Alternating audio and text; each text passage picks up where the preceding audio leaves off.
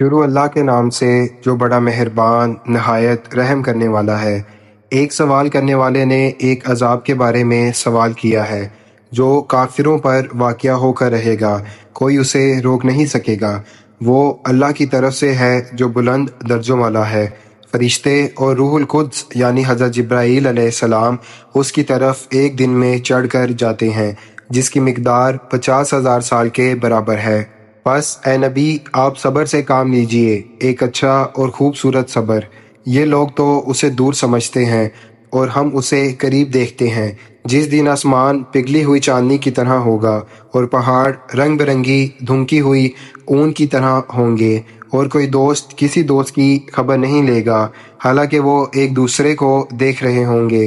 مجرم چاہے گا کہ اس دن کے عذاب سے بچنے کے لیے اپنی اولاد، اپنی بیوی، اپنے بھائی اور اپنے قریبی خاندان کو اور زمین میں جو کچھ بھی ہے سب کچھ فدیہ میں دے دے تاکہ وہ بچ جائے۔ ہرگز نہیں، بے شک وہ عذاب ایک بھڑکتی ہوئی آگ ہے جو خال کو چھیل دینے والی ہے، جو اس کو بلاتی ہے جو پیٹھ پھیرے اور منہ موڑے۔ بے شک انسان کمزور اور بے صبر پیدا کیا گیا ہے، جب اسے کوئی مصیبت پہنچتی ہے تو گھبرا جاتا ہے اور جب اسے بھلائی ملتی ہے تو بخل کرتا ہے۔ مگر وہ لوگ نہیں، یعنی ایسا رویہ ان کا نہیں جو نماز پڑھنے والے ہیں، جو اپنی نمازوں کی پابندی کرتے ہیں اور جن کے مال میں ایک مقرر حق ہوتا ہے سوال کرنے والے اور محروم کے لیے، اور جو روز جزا کو سچا مانتے ہیں اور جو اپنے رب کے عذاب سے ڈرتے ہیں۔ بے شک ان کے رب کا عذاب ایسا ہے جس سے کوئی بے خوف نہیں ہو سکتا، اور جو اپنی شرمگاہوں کی حفاظت کرتے ہیں سوائے اپنی بیویوں یا اپنی لونڈیوں کے تو وہ قابل ملامت نہیں۔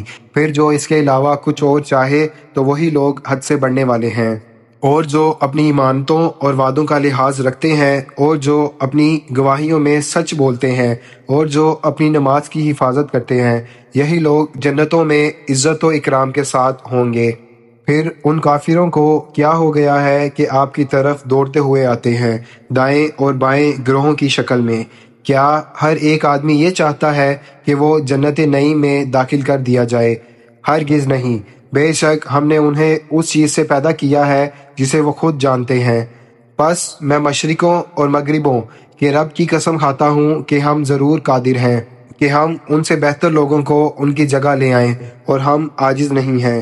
اے محمد بس انہیں چھوڑ دو کہ یہ فضول باتوں میں لگے رہیں اور کھیلتے رہیں یہاں تک کہ اپنے اس دن سے جا ملے جس کا ان سے وعدہ کیا جا رہا ہے، جس دن وہ قبروں سے اس طرح نکلیں گے جیسے وہ کسی جھنڈ کی طرف دوڑ رہے ہوں۔